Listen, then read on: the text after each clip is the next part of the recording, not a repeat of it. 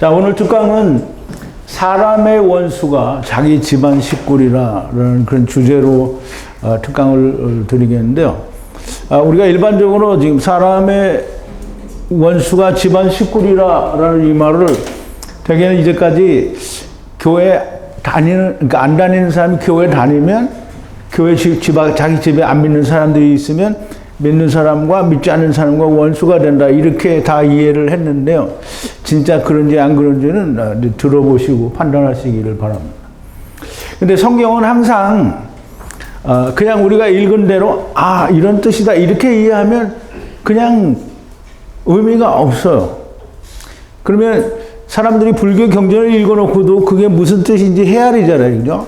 하나님의 말씀을 우리가 읽었으면 그 말씀이 무슨 뜻인지 헤아려 봐야 된다고. 그런데 한국말로 번역을 해놓고 되게 다른 나라 말로 번역을 해놓으면 뭐 헤아릴 게 없어요. 그런데 히브리어로 우리가 읽으면 정말 헤아릴 게 많이 있거든요. 근데 하나님의 이 말씀도 사람의 원수가 자기 집안 식구리라 하는 이 말씀도 이해를 하려면 히브리어로 이해를 해야 되고, 또 히브리어로 이해가 됐더라도 구약적인 충분한 배경 지식이 있어야 되고요. 성경의 전체적인 흐름을 이해를 해야만 이 말씀을 이해할 수가 있어요. 그렇지 않으면 절대 이해할 수 없습니다. 우선 본문을 좀 보죠. 마태복음 10장 34절에서 39절까지인데요. 내가 세상에 화평을 주러 온 줄로 생각지 말라. 화평이 아니요 검을 주러 왔노라. 내가 온 것은 사람이 그 아비와 딸이 어미와 며느리가 시어미와 불화하게 하려 함이니, 사람의 원수가 자기 집안 식구리라. 아비나 어미를 나보다 더 사랑하는 자는 내게 합당치 아니하고, 아들이나 딸을 나보다 더 사랑하는 자도 내게 합당치 아니하고, 또 자기 십자가를 지고 나를 쫓지 않는 자도 내게 합당치 아니하니라. 자기 목숨을 얻는 자는 잃을 것이요 나를 위하여 자기 목숨을 잃는 자는 얻으리라. 여기 말씀 중에 한 절이 중요하지 않은 데가 없어요. 이 34절 한 절이 이걸 설명하기 위해서 성경 전체를 이해해야 되고요. 또 35절을 이해하기 위해서 성경 다를 이해할 수 있어야 돼요. 그냥 이거를 읽고 이런 말인가 보다 이렇게 이해를 하면 성경을 다 버린 거예요. 여기서 우선 내가 세상에 화평을 들어온 줄로 생각지 말라. 화평이 아니에요 검을 들어왔노라. 이렇게 말씀하신 이 말씀도 중요하지만, 이거 얘기하다가 아비나 어미를 나보다 더 사랑하는 자는 내게 합당치 아니하고, 아들이나 딸을 나보다 더 사랑하는 자도 내게 합당치 아니하고, 이거는 아예 생각할 어떤 마음조차가 없어요. 이게 무슨 말인지 몰라요. 아비나 어미를 나보다 더 사랑하고 아들이나 딸을 나보다 더 사랑하고, 지금 오늘날 교회 다니는 사람들이 예수님보다 더 사랑하는 게 자기 남편이고 아버지고 엄마고 자식 새끼들이에요. 그럼 뭐 하나님과 합당하지 않다는 거잖아요. 근데 이런 걸 다 버린다는 말이죠. 자, 이제 조금 전에도 말씀을 드린 것처럼 주님의 말씀을 이해하기 위해서는 하나님께서 이스라엘에게 주신 율법, 곧 구약에 대한 이해가 없으면 앞뒤가 맞지 않는 말을 할 수밖에 없어요. 우선 이 사람의 원수가 자기 집안 식구리라 하는 말씀의 그 근간이, 지금 이 말씀이 왜 오게 됐냐면, 소선지서라고 하는 미가서에 보면 이 말씀이 있어요. 이거를 예수님께서 가져오신 거예요. 이 말씀을 풀어서 설명하시는 게 마태복음 10장 34절에서 39절까지예요. 그 누가도 또 이 말씀을 똑같이 풀어서 설명을 했는데요. 우선 미가서 7장 6절을 보죠. 미가서 7장 6절인데요. 6절이요. 아들이 아비를 멸시하며 딸이 어미를 대적하며 며느리가 시어미를 대적하리니 사람의 원수가 곧 자기 집안의 사람이로다. 이렇게 되어 있어. 그러면 여기에 그냥 우리말로 다 사람 뭐 아들 이렇게 돼 있으니까 구별이 안 되죠. 분명히 여기 보면 아들이 아버지를 건드리면 안 되는데 건드려가지고, 아들이 아버지를 시들게 하고요. 딸이 일어나요. 어미에 대하여 일어나는 거예요. 일어난다는 게 뭐냐면 쿰이에요. 쿰. 쿰은 달리다 쿰한 쿰이에요. 쿰은 어떻게? 다시 살아나는 걸 말해요. 그러면 딸이 어미, 즉 율법에 대하여 다시 살아나고요. 신부, 며느리가 시어머니에 대해서 여기는 다시 살아난다는 말이 없어요. 그러면 이 쿰이 여기에 걸리는 거예요. 똑같이. 딸이 어미에 대해서 일어나죠. 그러면 여기는 뭐에 대해서 일어나냐면 이방인에 관한 거예요.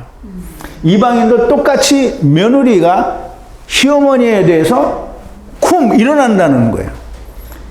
적, 에니미, 적, 이씨의 원수가 에노시라. 어디에? 집에. 집은 어디에요? 집은 이스라엘 집을 말해요. 이스라엘 집에 이씨가 누군지 잘 알아야 돼요. 이씨는 예수님을 말해요. 예수님의 적은 이스라엘 집의 사람들이다 이 말이에요. 이게 이해가 안 되면 그러면 우리가 그 복음서에 있는 예수님이 인용하신 말씀을 또 누가가 풀어놓은 얘기를 하나도 이해를 할 수가 없는 거예요. 자, 이제 아들이 아버지를 시들게 한다는 말을 실패자가 되게 하는 거예요. 딸이 어미에 대해서 쿰 다시 살아나고요. 며느리가 시어머니에 대해서 다시 또 쿰하게 되고, 이씨 예수 그리스도의 원수는 집안 사람들이다, 집안 에노시들이다 라는 말이에요. 아들이 율법을 이루게 되면 데려오신 아버지는 실패자가 되는 거죠. 그러면 데려오신 아버지는 실패자가 되는 거고요. 그리고 딸은 율법에 대하여 다시 살고 이방인들도 역시 그렇게 다시 산다라는 그런 의미를 가진 게 미가서 7장 6절에 예수님께서 그 말씀을 인용하신 거예요. 그럼 가져다가 설명을 하신 게 마태복음 10장 34절에서 39절이에요. 근데 왜 이런 결과가 일어나느냐? 예수님의 말씀에는 보세요. 이씨의 원수, 즉 예수 그리스도의 원수는 집 율법을 가진 이스라엘 사람들이다라는 말이고요. 또 이 말씀을 누가가 본 관점에서 보는 말씀이 있는데요. 누가가 본 것은 어떻게 봤느냐면 누가복음 12장 49절에서 53절인데요. 여기에 아비가 아들과 아들이 아버지와 어미가 딸과 딸이 어미와 시어미와 며느리와 시어미가 분쟁하리라 하시냐. 이게 똑같이 지금 미가서 7장에 있는 얘기를 하는 거잖아요. 근데 그 이유가 뭐냐면 내가 불을 땅에 던지러 왔노니 이 불이 이미 붙었으면 내가 무엇을 원하리요? 나는 받을 세례가 있으니 함께 이루어서 맞춰야 될, 그러니까 우리말 번역이 이만큼 잘못됐다는 거예요. 헬라어에 그렇게 되어 있지 않아요. 내가 받을 세례가 있어요. 그럼 예수님이 세례는 뭐예요? 침례죠. 죽는 거잖아요. 죽었다 살아나는. 함께 이루어서 완성해야 될, 그래서 이루기까지 나의 답답함, 이런 말은 없어요. 이제 보세요. 침례를 받아야 할 침례를 가졌다는 거야. 어떻게 심판에 우리가 함께 고생하여 끝내야만 하는 침례가 있다는 거예요. 누가? 예수님이. 그 침례를 내가 세상의 화평을 두려운 줄로 아느냐? 내가 너에게 이르노니 도리어 분쟁케 하려 함이로다. 이후부터는 한 집에 5사람이 있어 분쟁하다 셋이 둘과 둘이 셋과 하리니 아비가 아들과 아들이 아비와 어미가 딸과 딸이 어미와 시어미와 며느리가 시어미와 분쟁하리라 하시니라 했어요. 지금 이제 누가가 본 관점에서 그 말씀을 좀 설명을 드릴게요. 자, 이제 내가 불이라고 했어요. 불은 피르예요. 피르. 그 피르는 히브리어로 뭐냐면 애쉬예요. 애쉬. 애쉬는 무슨 말이냐면 신명기 4장 24절에 보면 내 하나님 여호와는 소멸하시는, 여호와 하나님은 삼키시는 불이시니 후에 질투하시는 후 하나님이라는 거예요. 그럼 이제 우리말에는 뭐라고 되냐면 네 하나님 여호와는 소멸하시는 불이요 질투하시는 하나님이라. 뭐 크게 나쁘지는 않은데요. 그래도 정확하지 않죠. 소멸하신다라는 말은 삼킨다는 말이에요. 아카를 삼킨다는 말이에요. 그럼 하나님이 불로 소멸한다라는 말이 삼키는 거예요. 삼키는 거. 그럼 하나님의 불로 삼키면 어떻게 돼요? 하나님 안에 있는 거잖아요. 그러니까 어쨌든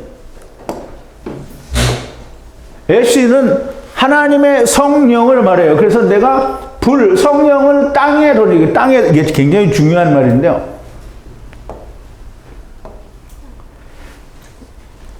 우리 사람에게 주는 게 아니고요.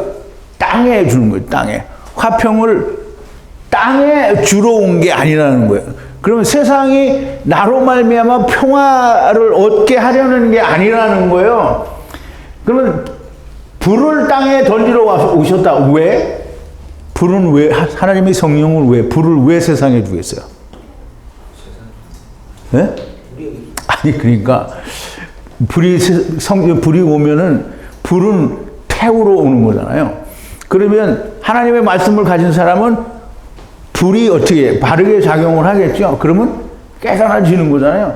그러면 성령이 오셔서 말씀이 깨달아지지 않은 사람은 어떻게 해요? 분쟁이 생기죠? 지금 그 얘기 하는 거예요.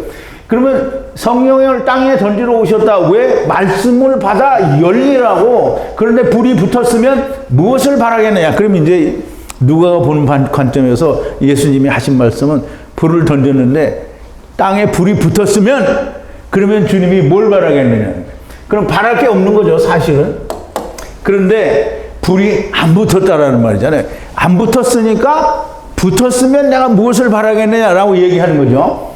그런데 내게는 어떻게든 함께 소유하여 완성해야 할 침례, 받아야 할 침례가 있다라는 거예요. 내가 세상에 화평을 주러 온 줄로 생각지 말라는데요. 화평이라는 게 뭐냐면, 화평은 이 히브리 말로 하면 샬롬인데요, 샬롬. 근데 그 샬롬이 어디서 왔냐면 샬롬에서 왔어요, 샬롬. 그럼 이제 샬롬이라는 말은 화평이 맞아요. 근데 평화의 왕, 평강의 왕 하는 이 샬렘 왕은 누구냐면 예수님을 말하는 거잖아요. 그러면 세상에 너희들끼리 화평하라는 게 아니고, 화평은 누구랑 하는 거예요? 하나님과 하는 거예요. 하나님과 화평을 하라고 온 거예요. 화평을 땅에 주러 오는 게 아니라, 너희가 서로 화평하는 게 아니라, 너가 하나님과 화평하라고 불을 던지러 왔다라는 얘기예요. 그래서 예수님이 불을 주는 거잖아요. 땅에 성령을 땅에 던지는 이유는 땅의 화평이 아니라 도리어 분쟁을 하게 하려고 불을 던지러 오셨다라는 거예요. 무슨 말인지 이해가 잘 되죠? 네. 잘 안 됩니까? 잘 됩니다. 잘 안 되는 사람 다 앉아주세요. 다 안 되네. 이제 어떤 분쟁을 하게 하시는가? 이게 분쟁을 하러 보내셨으면 분쟁을 하러 누가 왔어요? 성령을 던지셨단 말이에요. 그럼 분쟁을 하면 어떤 분쟁을 하냐면, 이후부터는 한 집이 뭐냐면요, 이 오이케인데요. 오이케테리온은 하나님의 집을 말하고요. 지금 여기서는 그냥 집인데, 오이케는 이게 이스라엘 집을 말해요. 5이 있어요. 그 한 집에 5이 있어. 그러면 5은, 우리가 이제 오병이어를 보면 5이 나오죠. 저녁이 되면 제자들이 나와 가로되, 이것은 빈들이요 때도 이미 저물었으니 무리를 보내어 마을에 들어가 먹을 것을 사 먹게 하소서. 예수께서 가라사대 갈 것 없다. 너희가 먹을 것을 주어라.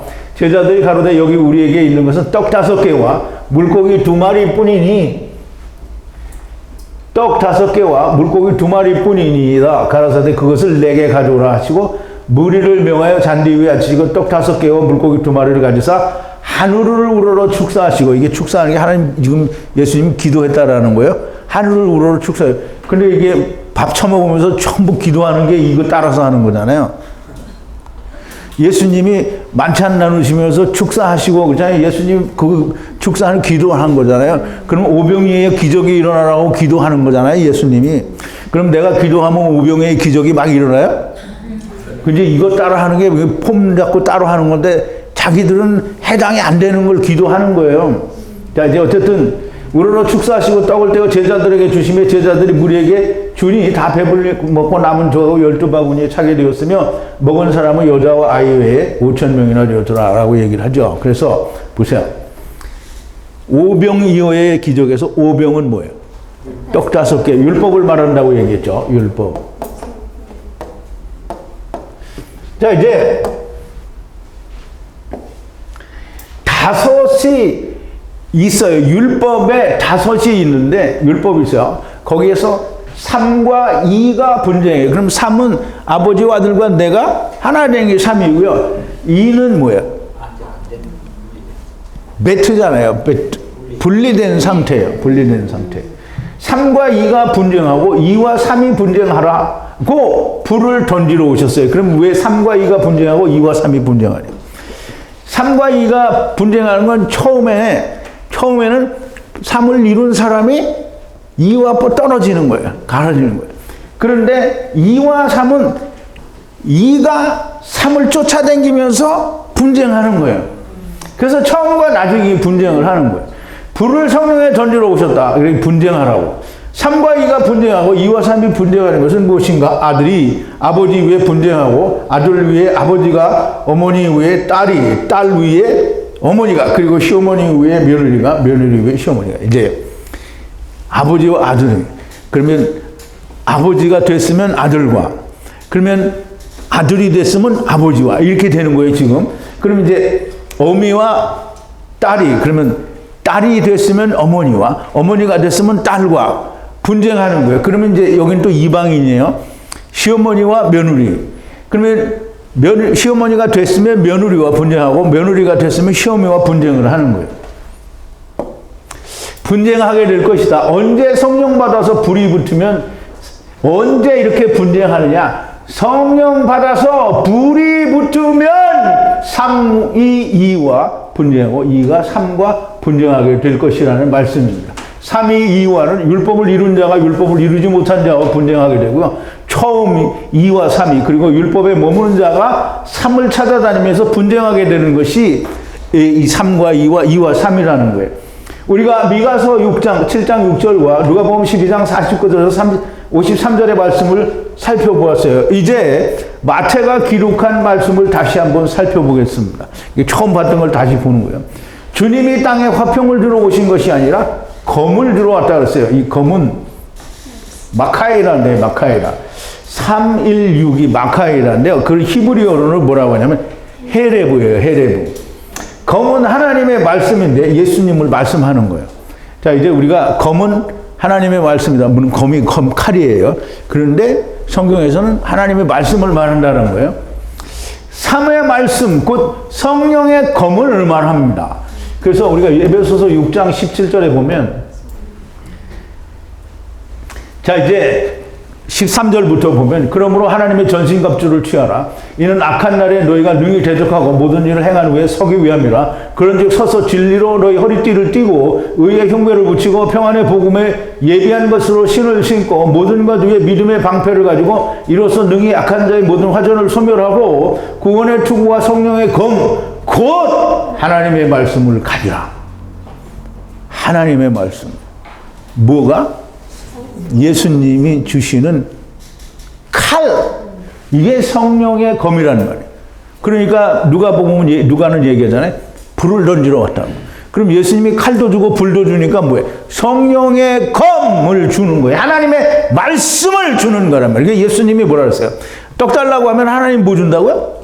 성령 주신다고 했잖아요. 자, 이제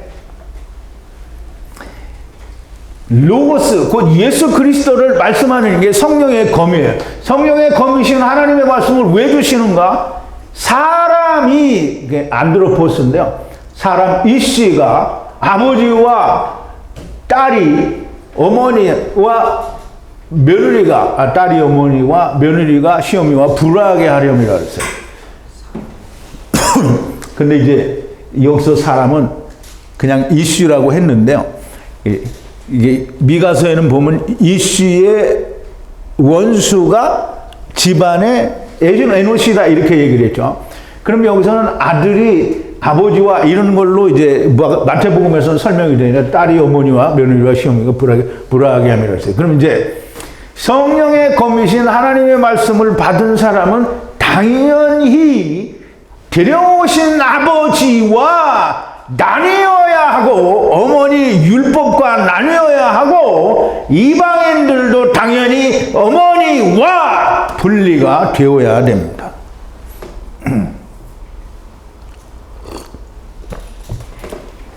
근데 여기까지는 100% 이해가 잘 됐죠? 네. 훌륭하십니다.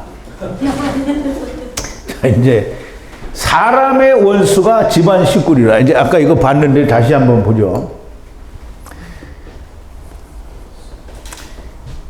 이씨 남자의 적이 집안의 사람들이라는 거예요. 어떤 일을 하기 위해서? 아들이 아버지를 실패하게 하고 딸이 어머니를 대하여 일어나고 며느리가 시어머니에 대하여 일어쿰 하는 그 일을 하는 데 있어서 이씨의 적은 집안의 사람들이라는 거예요. 그럼 집안의 사람들이 이씨가 하고자 하는 이 일의 원수들이 된다는 거예요.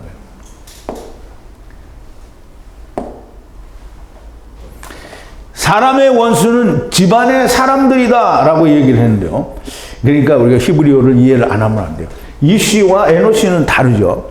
물론 이제 사전적인 해설을 보면 이씨와 에노시는 사촌간이다 이렇게 얘기하는데요.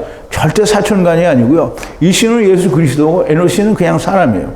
물론 에노심이라고 해서 여호와 하나님을 나타낸 적도 없지 않아 있기는 하지만 그러나 대개는 다 에노시는 그냥 일반 사람을 말하는 거고요. 그러면 이제 이씨는 뭐냐면 대표가 예수 그리스도고요. 모든 세상의 남자는 그리스도의 그림자가 되기 때문에 이씨라고 부르는 거예요. 자, 예수 그리스도의 원수는 이스라엘의 율법을 지키는 바리새인들과 서기관들이라는 얘기가 되는 거죠. 오늘 그리스도로 말미암아 성령의 검 하나님의 말씀을 받은 사람은 작은 예수 그리스도예요. 이들이 다 원수가 집안 식구리라 라고 얘기를 하시는 건데요. 그럼 집안 식구가 누구인가? 이래요. 이. 다시 말하면 아직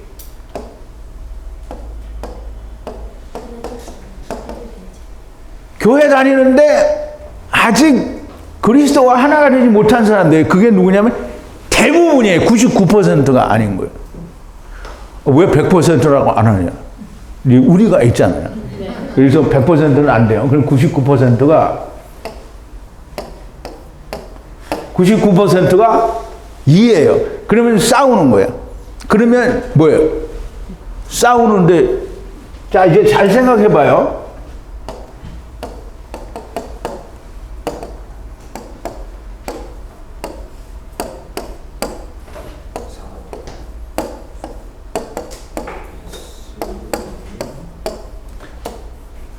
자, 이제 이스라엘이 예수님이 오셨을 때 어땠어요? 이스라엘이 99%고요. 예수님이 1%예요. 이게 4는 레아의 아들 넷이잖아요. 작은 이스라엘. 그리고 6은 뭐예요? 큰 이스라엘이라고 얘기했죠. 이방인들이라는 거예요. 작은 이스라엘과 큰 이스라엘은 구조가 똑같게 돼 있어요. 그러니까 여기서도 99 하나, 여기 99대 1 똑같은 거예요. 자, 아직 3이 되지 못한 모든 사람들, 곧 율법을 지키는 사람들을 말하고요. 이렇게만 말씀을 하셔도 알아들어야 하는데요. 이렇게 얘기했는데 못 알아들어요. 그러면 3과 2가 싸워야 되고 아버지와 아들과 분쟁해야 되고 며느리와 시어머니가 딸과 어머니가 분쟁해야 된다라는 이 말을 알아들어야 되는데 못 알아듣는단 말이죠. 그래서 말씀하시는 거예요. 뭐라고? 그래서 말씀하는 거예요. 아비나 어미를 나 예수 그리스도의 위에 사랑하는 자는 나에게 가치가 없다는 거예요. 아들이나 딸을 나 위에 사랑하는 자는 나에게 가치가 없다고 하시는 거예요. 야, 지금 이제 여러분 이런 말을 들을 때는 좀 깊이 생각해야 돼요. 아비나 어미를 나보다 누구예요? 나는 누구예요? 예수님보다 더 사랑하는 자는 예수님께 아무런 가치가 없다는 거예요. 무익한 거야. 그러면 이제 잘 생각해. 그러면 세상에 아버지나 어머니가 예수님보다 중요하지 않은 사람이 어디 있어요? 이제 인터넷에 보면 그 천주교 신부 황창현 신부가 있어. 이 사람이 그냥 뭐 강연이 엄청 하러 다녀요. 그 사람은 천주교인들한테만 강연하러 다니면 엄청 되네. 근데 유튜브에 그게 막 엄청 올라와 있으니까 그냥 교회다 그냥 세상 사람들도 엄청 봐요. 근데 아주 골라가면서 맞는 소리 하거든요. 진리는 없어요. 그냥 맞는 말만 해요. 네. 그러니까 막 인기가 되게 좋아요. 그래서 강연을 다녀도 강사료 받으면서도 뭐 신부 월급보다 훨씬 많이 받는 거예요. 그래서 이 사람이 뭐 엄청 많이 나오는데 이게 가치가 없는 거예요. 예수님 나보다 더 근데 그 사람 그 황창현 신부 얘기를 들으면 뭐든지 그래요. 다 이 세상에 자기 부모를 또는 아들이나 딸을 사랑하지 않는 사람 없어요. 예수님보다 더 그 사람들이 중요해요. 그래서 내가 이렇게 얘기하면 그렇지 않다라고 얘기했는데 정말 중요한 얘기입니다. 예수님보다 더 중요하지 않다. 그러면 예수님과 이거를 놓고 비교를 했을 때 이것보다는 예수님을 택해야 된다는 얘기잖아요. 그런데 예수님은 한 발 뒤로 물러나시고 내가 이것 먼저 테이크케어를 하고 갈게요 라고 하는 게 사람들이라는 말이에요. 그러면 그렇게 하면 예수님은 뭐라 해요? 나에게 가치가 없다는 거잖아요. 이건 사람들이 잘 이해해야 된다. 이거는 정말 다 빼고 얘기를 해요. 어디 강의를 가도 이걸 다 빼고 얘기한단 말이에요. 주님이 인간에 사는 것이 어떤 건지 몰라서 이런 말씀을 하시는 게 아니에요. 그 이제 사람들 생각에 근데 그 전에 내가 추석날 막 오산성에 안 모인다고 막 지랄지랄 했더니 사람이 살면서 어떻게 그렇게 해요? 이렇게 말하는 여자가 있었어요. 그러면 지금 주님이 이렇게 얘기하시잖아요. 아비나 어미를 나보다 더 사랑하는 자는 내게 가치가 없고 아들이나 딸을 나보다 더 사랑하는 자는 내게 가치가 없다. 그러면 이제 우리가 무슨 말을 해야 되냐면 나한테 그렇게 말했던 여자처럼 주님 우리가 어떻게 그렇게 해요? 이렇게 말을 해야 되는 거예요. 그러면 주님이 이제 그렇게 주님 우리가 육신의 몸을 입고 있는데 어떻게 그렇게 해요? 라고 얘기를 하면 주님은 그럼 우리 인간이 사는 모습이 어떤 건지 몰라서 그렇게 얘기하셨느냐? 우리 그걸 생각해 봐야 돼요. 예수님은 우리 인간과는 아주 달라서 그분은 신이고 하나님의 아들이기 때문에 다 그분은 할 수 있고 우리는 못하기 때문에 안 된다 이렇게 말을 할 거잖아요. 그죠? 근데 보세요. 히브리서 4장 15절인데 우리에게 있는 대제사장은 우리의 연약함을 체휼하지 아니하시는 분이 아니요 모든 일에 우리와 한결같이 시험을 받는 자로되 죄는 없으시다 그랬어요. 여러분 이 체휼한다라는 말이 무슨 말이냐면 체휼한다라는 말이 함께 고통을 느끼는 걸 말해요. 그럼 예수님이 우리와 같은 육신을 입었는데 함께 고통을 느끼지 못하고 예수님은 그러면 영지주의가 말하는 것 똑같은 거예요. 예수님은 그냥 신이니까 괜찮고 우리는 육신이기 때문에 되게 더럽게 괴로운 거예요. 그럼 예수님 십자가에 못 박힐 때 하나도 안 아팠어야 돼요. 하나도 다름없이 동일하게 우리의 연약함을 채울하지 않는 분이 아니라는 거예요. 그러면 채울하지 않는 분이 아니라면 뭐예요? 우리와 똑같이 채울을 한다는 거예요. 느낀다는 거예요. 고통을 똑같이 느낀다는 거예요. 괴로움을 함께 한다는 뜻이고 주님이 우리의 사정을 더 잘 알아요. 하느님이니까 훨씬 더 잘 알죠. 이런 주님이 말씀하시는 거예요. 아비나 어미를 나 위에 사랑하면 아들이나 딸을 나 위에 사랑하면 나에게는 아무 가치가 없다라고 말씀하시는 거예요. 주님 미쳤어요? 어떻게 육신을 가지고 사는데 그렇게 할 수가 있단 말이에요. 이렇게 얘기하는 거잖아요. 인간들이. 그 주님이 미쳤어요? 이렇게 말하고 싶은 사람은 이렇게 하세요. 그 주님한테 그렇게 하라고요. 아버지는 하나님 한 분뿐이라고 하셨어요. 그러면 이제 잘 생각을 해야 돼요. 너희는 다 형제라고 했어요. 이 말씀을 다른 말로 하면 그들은 너희의 아비나 어미가 아들이 딸이 아니고 다 나의 아들들이 되어야 하는 존재들이다라는 말이에요. 근데 너희에게는 다 형제인데 아직 그들은 내 아들이 안 됐다라는 얘기잖아요. 너희들과 화평해야 하는 자들이 아니다. 나하고 화평해야 하는 자들인데 왜 너희가 화평하고 지랄이냐 이 말이에요.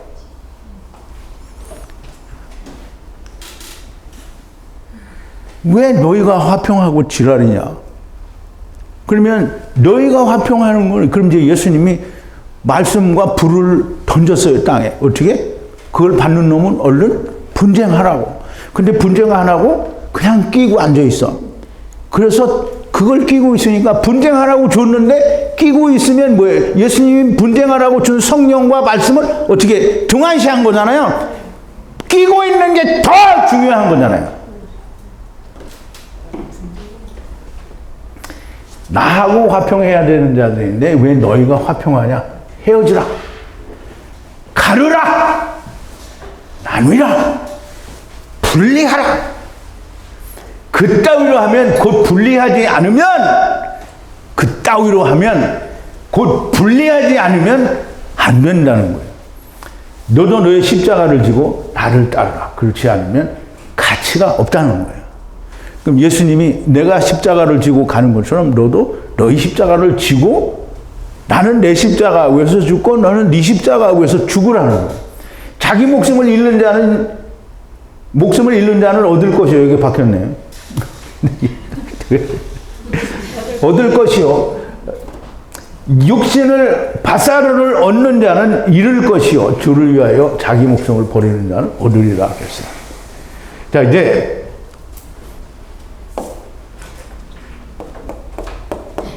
지우고. 안 지우면 또 안 넘어가죠. 자, 이제 주님은 나를 위하여는, 즉 주님을 위하여는 너 자신도 미워하고 부인하고 버리라고 그랬어요. 그 이제 누가에게 말씀하실 때 뭐라고 했냐면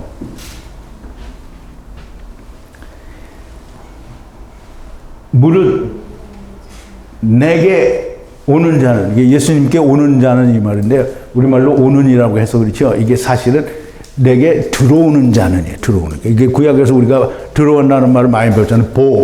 들어가는 자는. 들어오는 자는 자기 부모와 처자와 형제와 자매와 및 자기 목숨까지 미워하지 아니하면 능히 나의 제자가 되지 못하고. 그럼 이제 이 누가가 하신, 그러니까 누가를 통해서 하나님이 기록하신 이 말씀을 통하면 오늘날 능히 예수님의 제자가 있어요, 없어요? 없어요.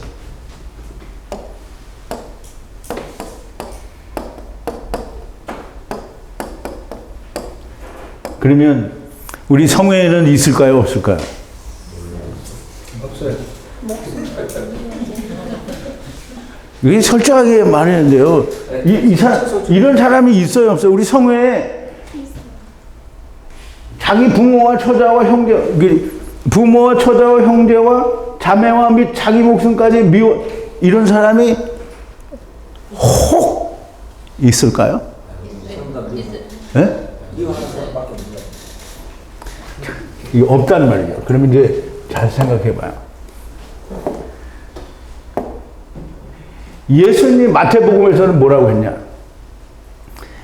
마태복음 16장 24절인데 이에 예수께서 제자들에게 이르시되 아무든지 나를 따라오는 것은 자기를 부인하고, 이 부인한다는 말을 알아야 돼요.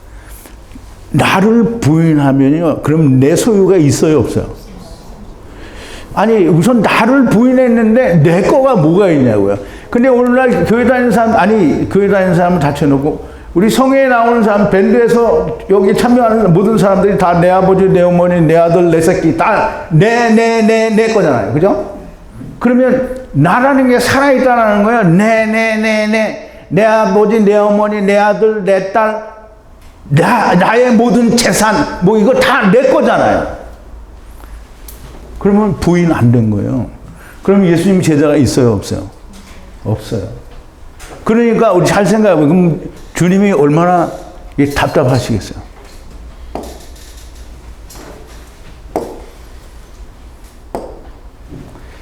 자, 이제 예수님께 들어오는 자는 아버지와 어머니와 처와 아이들 그리고 자기 자신까지도 미워하지 않으면 능히 제자가 되지 못한다 그랬어요.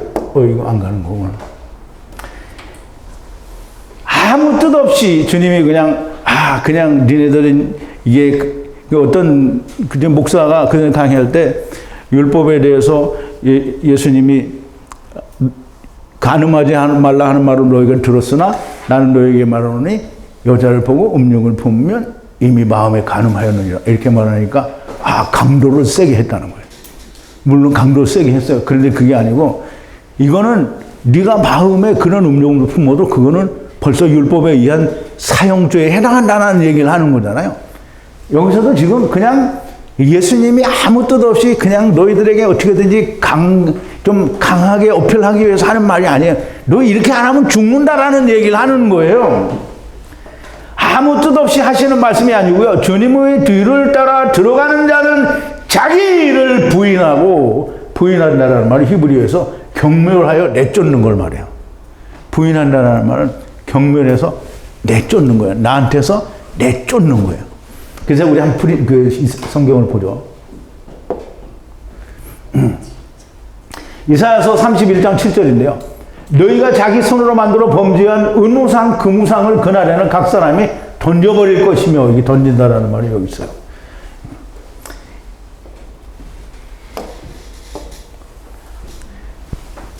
경멸하여 내던지는 걸 말해요. 그러면 우상이 뭐예요? 여기서 뭐라 했어요? 은우상, 금우상이 있어요. 은우상, 금우상이니까 여기 금덩어리로 만든 우상, 은덩어리로 만든 우상 이것 말하는 게 아니고 자기가 가지고 있는 말씀, 자기 거를 말하는 거예요. 그게 우상이 되면 안 되는 거예요. 그래서 그거를 어떻게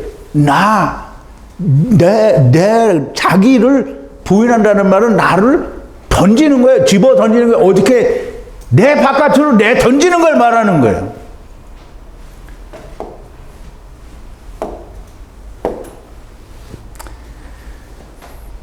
사람이 흙집을 입고 있는 동안에는 절대 자유할 수가 없어요. 근데 흙집에 있으면서도 자유할 수 있는 것은 예수님과 함께 성령으로 말씀 안에서 죽는 걸 말하는 거예요.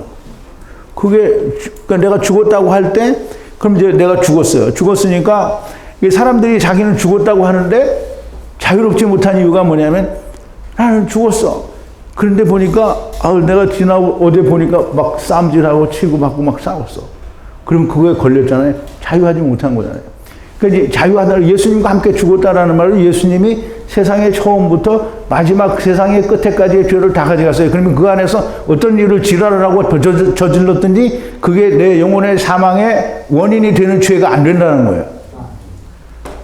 그런데 흙집에 있기 때문에 여전히 매번 흙이 일으키는 범죄에 대해서 갈등하고 그것 때문에 고민하고 이러면 못 벗어나는 거잖아요.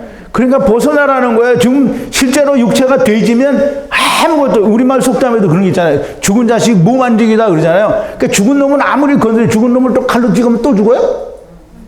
안 죽어요. 죽었는데 뭘 또 죽어. 그러니까 죽었다라는 말은 내가 육신은 살아있으나 예수 그리스도와 함께 죽은 바 된 것이고 내가 살아있는 건 그리스도의 부활과 더불어 새 생명 가운데 산다는 말이 내 안에서 이루어져야 그게 자유하게 되는 거예요.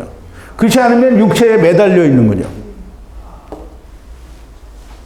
예수님이 심통이 나가지고 내가 죽으니까 너도 죽어야 돼. 나만 죽냐? 너도 죽어라. 이런 게 아니라는 말이에요. 왜냐하면 예수님이 아셔요. 흙집을 벗어나지 않으면 아무도 자유로울 수가 없다. 내가 육신을 입었잖아. 내가 죽으니까 자유하는 것처럼 너도 죽으라는 거예요. 그런데 안 되지죠. 안 죽었다라는 건 뭐예요? 내 거가 있는 거예요. 뭐든지 내 거가 있으면 안 죽은 거예요. 내가 죽은 사람은 내 거가 존재하지 않아요. 그러니까 불교 사람들처럼 막 있는데 없는 척하고 무소유 이렇게 하는 게 무소유가 아니고요. 내가 죽으면 내 거가 없어요. 흙집을 입고 있는 동안은 영이 흙을 위해 생각하고 일을 하는 거예요. 아무나 죽지 못해. 오호라 나는 곤고한 자로다라는 고백이 나오는 사람이 죽게 됩니다. 자, 이제 우리가 로마서도 그 전에 공부를 했잖아요. 그런즉 선한 것이 내게 사망이 되었느냐 그럴 수 없느니라. 오직 죄가 죄로 드러나기 위하여 선한 그것으로 말미암아 나를 죽게 만들었으니 이는 계명으로 말미암아 죄로 심히 죄되게 하려 함이니라. 우리가 율법은 신령한 줄 알거니와 나는 육신에 속하여 죄 아래 팔렸도다. 나의 행하는 것을 내가 알지 못하노니 곧 원하는 이것은 행하지 아니하고 도리어 미워하는 것을 행함이라. 만일 내가 원치 아니하는 그것을 하면 내가 이로 율법에 선한 것을 시인하노니 이제는 이것을 행하는 자가 내가 아니요 내 속에 거하는 죄니라.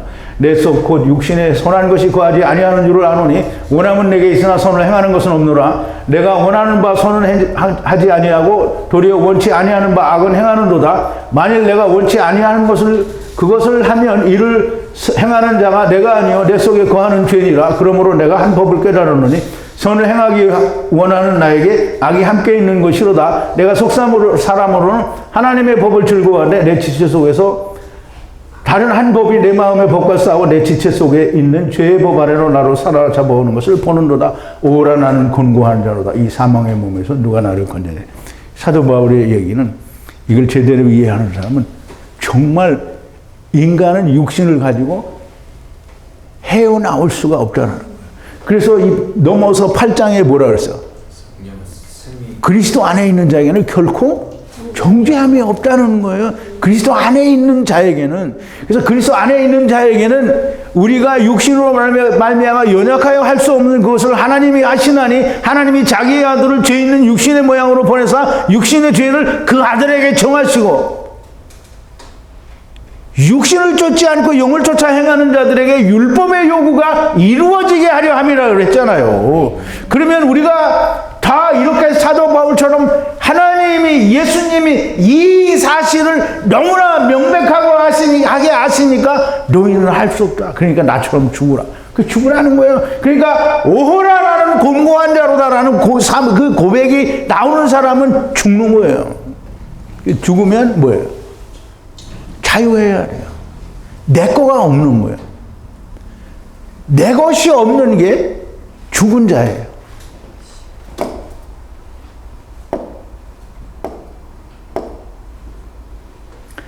사람의 모든 것을 채울하시는 주님이시고요.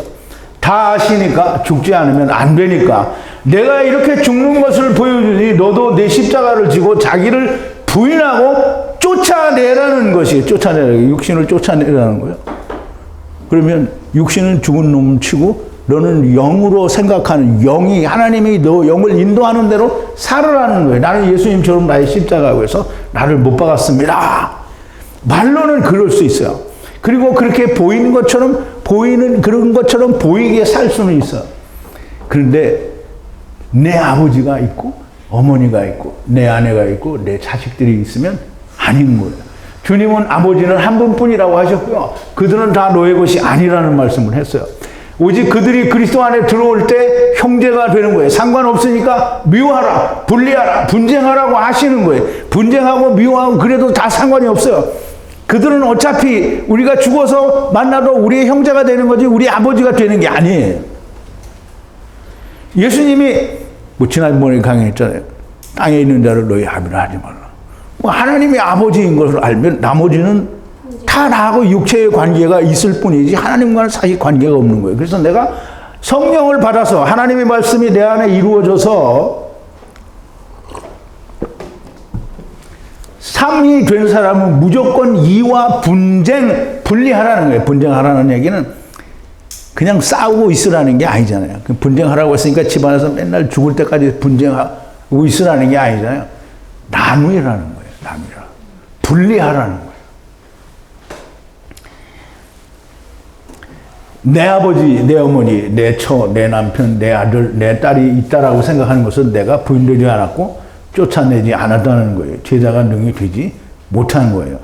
여기 이 목자라고 하는 인간이 하는 말이 아니고 모든 것을 채울하시는 주님이 하는 말씀이에요. 야, 저 이 목자는 참 자기는 잘하는지 뭐 더럽게 그냥 강조해서 얘기했는데 그러는 너는 잘하냐. 그래 나도 못해요. 그런데 주님 내가 하는 얘기가 아니라 이건 주님이 하시는 말이라는 거예요. 그러니까 이 목자가 못한다고 해서 저 인간도 못하는데 나도 못해. 그럼 내가 지금 음부에 가면 너도 갈 거니 이 등신아? 주님이 성령의 검이신 하나님의 말씀을 주시러 오셨어요. 왜? 아버지와 어머니와 시어머니를 버리라는 것이 잘라내라는 것이고요. 삼은 이와 갈라지라는 것이고요. 뭐라고 말하는 이에 대하여 삼은 분쟁하라 갈라지라는 거예요. 말로만 주댕이로만 갈라지라는 것이 아니라 자기를 부인하고 미워하고 흙집을 벗어 영이 자유롭게 하라는 거예요.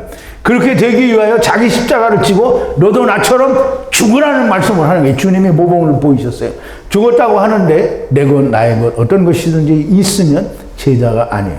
말로만 하는 거예요. 아니 당신도 한번 생각을 좀 해보라. 어떻게 사람이 육신을 입고 세상을 살면서 그렇게 할 수가 있느냐. 왜 나한테 물어보고 지랄이야. 누구한테 물어봐야 돼요? 주님한테 물어봐야죠. 아까 얘기했잖아요.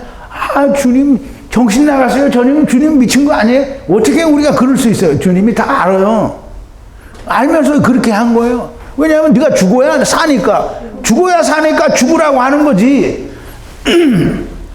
만약에 그렇지 않으면 예수님이 죽는 거를 보여주지 않았겠죠. 예수님이 얘기하죠. 야, 나도 죽었는데 너는 왜 안 돼지냐? 그러면 이제 뭐라고 얘기해요? 아, 주님 어떻게 그럴 수가 있습니까? 이 주댕이 싹 닥쳐야 되는 거죠. 왜 주님이 했는데. 나한테 묻거나 따지거나 하지 말라. 이 말씀을 하신 분은 나중 여호와 하나님이시니 그분께 따지라. 주님이 성령의 검, 곧 하나님의 말씀을 땅에 던지러 오셔서 던지셨는데 이 성령의 검, 곧 하나님의 말씀을 받은 사람은 존재하지 않는 것 같아요. 아무도 자기가 죽은 사람이 없어요. 모두가 다 내 아버지, 내 어머니, 마누라, 남편, 자식들에게 치여 말씀을 등한시하는 사람들이 다예요. 과연 포장이 좋아 153 성이지 과연 성에는 제자가 있는지 참 의심스럽죠. 의심스러워요 정말. 내가 맨날 이렇게 얘기하는데도 듣기 싫으니까 이제 줌에도 안 들어오고 가잖아요 다. 줌에도 안 와요. 다 가요. 하나님께서 바울에게 하나님의 나라를 왜 보여주셨을까? 이게 좀 생각해 봐야 돼요. 하나님이 이 바울에게 하나님의 나라를 보여줬어요. 야, 이 하나님 나라 보고 가서 뭐 하라는 거야? 이 하나님 나라 봤으니까 너는 그냥 돈 안 닦으면서 잘 지내다가 그럼 이제 넌 나한테 다시 오니라. 이렇게 해서 그렇게 하려고 보여준 거예요?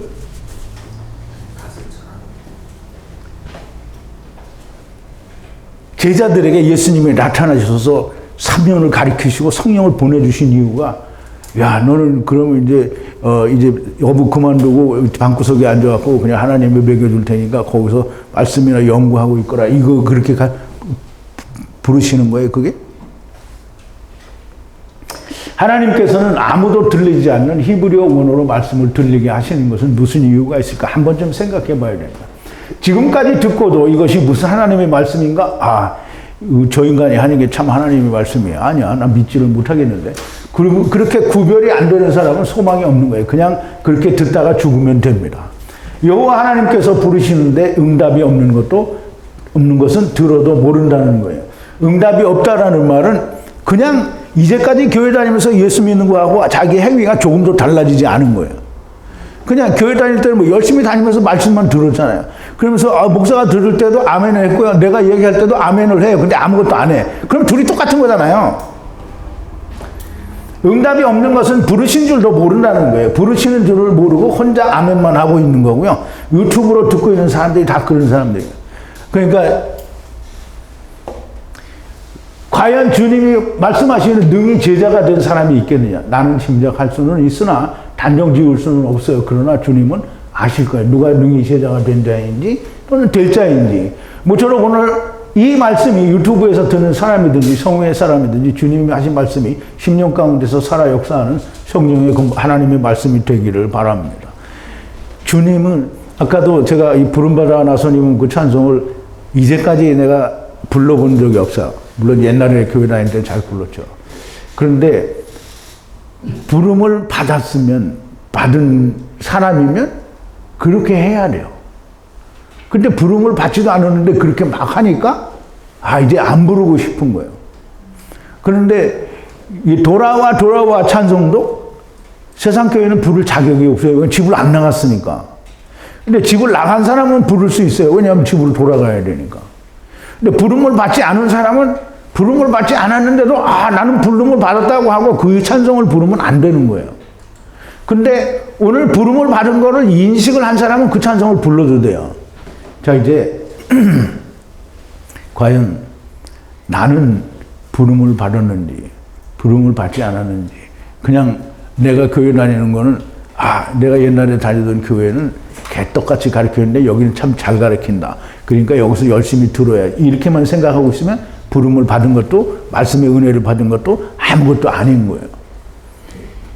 하나님이 부르시고 들려주시고 깨닫게 했으면 뭔가 이 음성을 들어야 돼요. 그래서 음성에 대한 하나님이 불렀어요. 그러면 하나님이 부르시는데 하나님이 이렇게 대답을 안 하고 말은 한마디도 안 하고 저 하고 싶은 대로 그냥 신나게 까질러 댕겨. 그러면 그게 예수님 하나님이 부른 걸 아는 거예요? 모르는 거예요? 모르는 거예요. 불렀으면 대답은 안 해도 돌아는 봐야 될 거 아니에요. 그 돌아보면 하나님이 뭐라고 선체를 하시든 말씀을 하실 거 아니에요. 근데 돌아도 안 봐. 그냥 자기 갈 길만 가는 거야. 이 귓구녕으로 돌아 이쪽으로 나오고 오늘 어제도 댓글에 보니까 아무개 어떤 사람이 막 이 말씀이 이렇게 좋은 말씀인데 세상 목사들이 다 이렇게 가르쳤으면 좋겠어. 그런 쓸데없는 소리 뭐하러 하냐고. 그렇게 들렸어. 이게 하나님 말씀인 줄 들렸으면 그러면 왜 거기 처자빠져 있어. 하나님의 말씀이 들렸으면 그러면 그거를 그냥 좋으신 하나님의 말씀이다 이렇게 하면 부처님이 불교 경전에 하신 좋은 말씀들이 얼마나 많아. 그거하고 뭐가 다르냐고요. 그냥 이게 좋은 거다 이렇게만 알고 있으면 뭐가 다르냐는 말이에요. 이게 다르니까 이건 생명의 말씀이다 이렇게 이해가 됐으면 뭔가 응답이 있어야 될 거 아니냐고요. 대답을 해야 될 거 아니냐고요. 아무 대답도 안 해. 맨날 똑같아. 그러니까 나는 맨날 실망하는 거고요. 그러니까 저 소리를 바락바락 지르는 거예요. 아무튼 좀 제발 응답하는 사람이 되고요. 들리는 사람이 되기를 바랍니다. 자, 오늘 여기까지 하고 좀 쉬었다가 창세기 다시 하겠습니다.